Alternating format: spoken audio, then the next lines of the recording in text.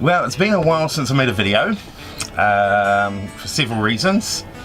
Number one, mostly is because of why we chose to live this life. And we still get a lot of emails, which I continually seem to be trying to catch up on. And we get a lot of the same questions, a lot of the same comments, all that sort of stuff. So instead of picking up a camera every single day, I thought I'm going to sit down now and again and just begin to address some of those questions, because they're important.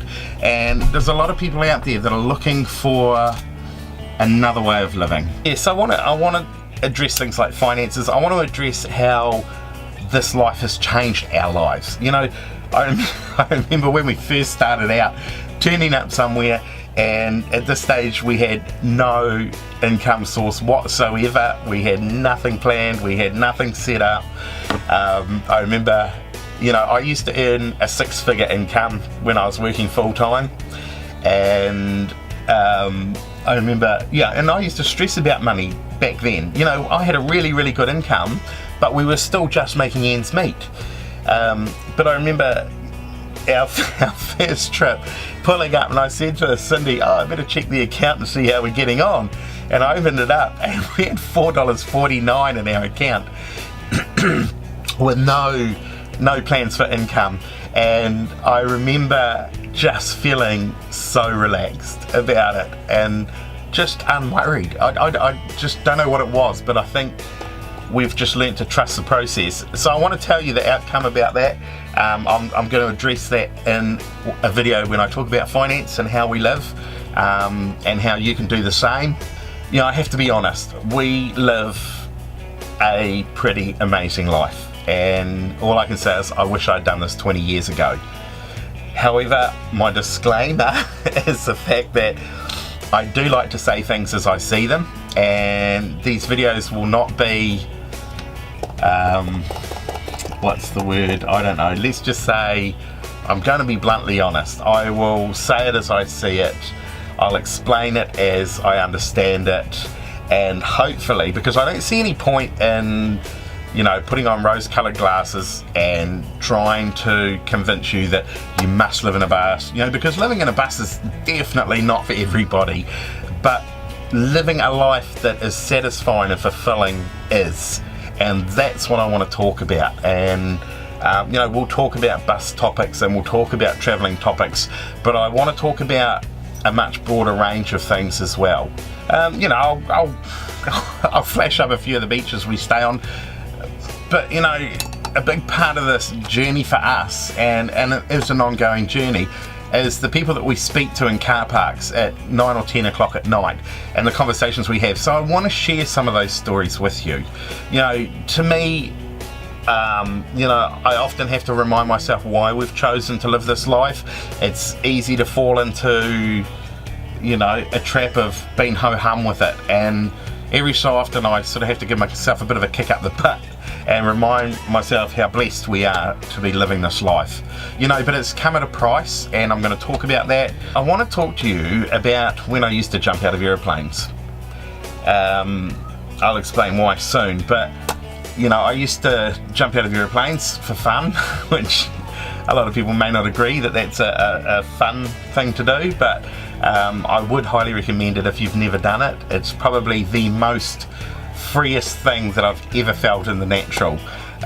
You literally feel like you're flying, and it's pretty awesome. The thing is, one day, and I've spoken to other jumpers, and they said they've always had kind of a knowing too before this has happened. I had one of those wonderful experiences of my parachute not opening. Kind of a exhilarating / scary / crazy time. And I remember the day really well. You know, I went out to the airport, you know, getting ready to do, I think it was only my 8th jump, and we were joking around when we were packing my parachute. We were joking around about, oh, you probably have a line over or something, because I guess we did actually break the rule, and I know if any skydivers are watching this, I'm going to get into trouble, but there were 3 of us packing my chute. This is going back a few years, and somebody made the joke that, oh, you'll probably have a line over or something, we've probably missed something, and we just all laughed about it. And then I put my parachute on, wandered out to the plane, and I just had this uneasy feeling. And I remember hopping into the aircraft thinking, something just doesn't feel right today. And even when we were taxiing out to the runway, the plane had to stop for a Saab or another plane to come in and land. And I just thought at that stage, I need to get out now. Something just didn't feel right. And I just thought, oh, you're just being nervous, you know, flipping nerves getting in the way. And so we took off, and I remember getting to about 5,000 feet and looking out the window of the plane thinking, man, anything could happen out there. You just don't know. You really don't know. And then we just carried on to altitude, and we got to altitude and the door was opened and it was my time to jump. And so you climb out, and it was like a real buzz because you used to climb out and the wing strut on the plane, so you used to hang from it while the plane's flying along, which was pretty cool for a start. And then it was time to let go, and so I let go, went into free fall, and when it came to opening my parachute, I opened it up, I looked up to check it and thought to myself, oh, it's fine.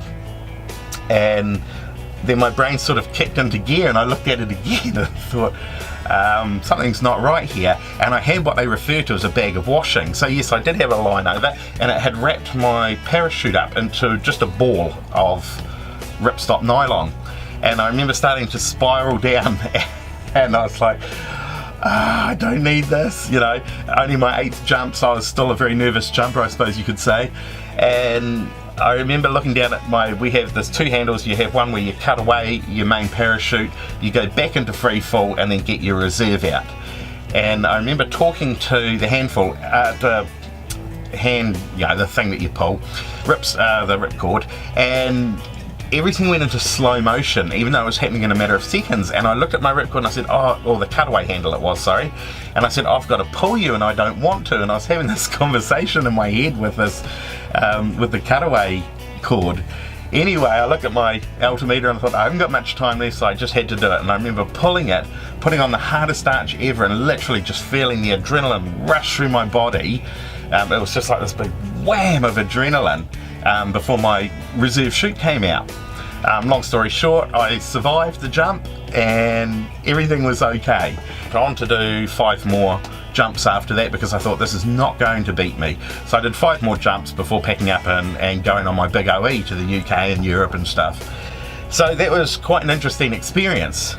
And I sort of thought about that, and I don't know what your life has been about, but I know for a fact that a lot of people that I've spoken to have had dreams and they've had ambitions and goals in life, and something has happened where they've had a malfunction or the parachute hasn't opened.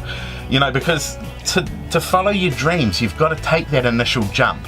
You've got to kind of push past the fear barriers. You've got to push past the standards of society, all those sort of things, to step out and begin to pursue that dream. You know, we often get told, oh, you're so courageous for leaving life as you know it and moving into a bus and travelling full time. We get some other comments as well, but I'll touch on them at another stage. They're usually not so positive. That's okay. But you know, I just want to encourage you, and if you've had a dream or if you've had a goal in your life and you've wanted to step out and do it, but something has happened that has now created some kind of subconscious fear or a fear of stepping out again, my advice is to get back on the horse, so to speak, and begin to take that first step again. You know, I remember quite distinctly 3 weeks before I left my job and moved into the bus full time to travel, and this fear and this panic that came over me, thinking, what have I done? I've just given up what I perceived at that time to be security. You know, good job, I've got kids to feed, I've got a wife to feed, we now have a dog to feed. It's like, how on earth am I going to pull this off? You know, and I just remember having just a day or two of just absolute sheer panic.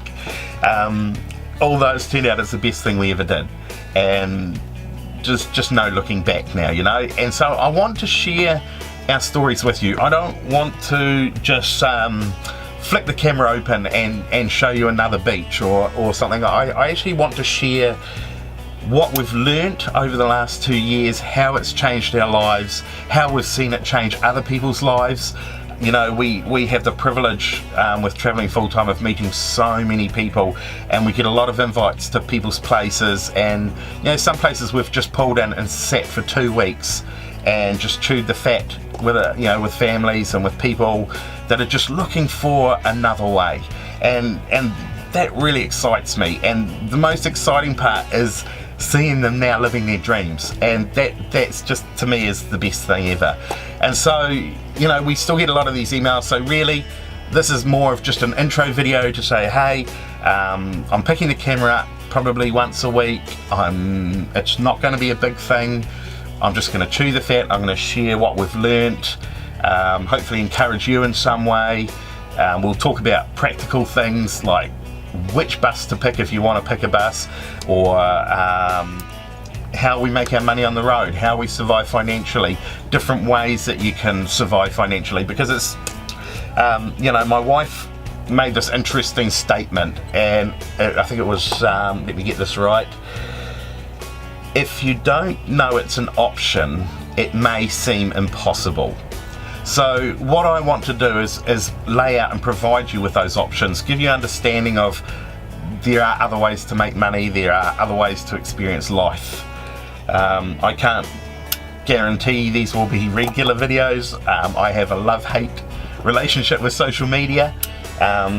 The only reason that I've picked the camera up to do this is because of the amount of emails we get, and like I said, there are very common questions, and so I'm going to try and answer those questions. So if you are thinking about hitting the road full time, or if you just are wanting to pursue a goal in life that you've been fearful of pursuing, then do subscribe and jump on board. I'm going to leave an email address at the bottom of our videos. If you have any questions, please just flick us an email, and I will try and address those questions as they come in. So yeah, subscribe. I will try and have our first video up within a week.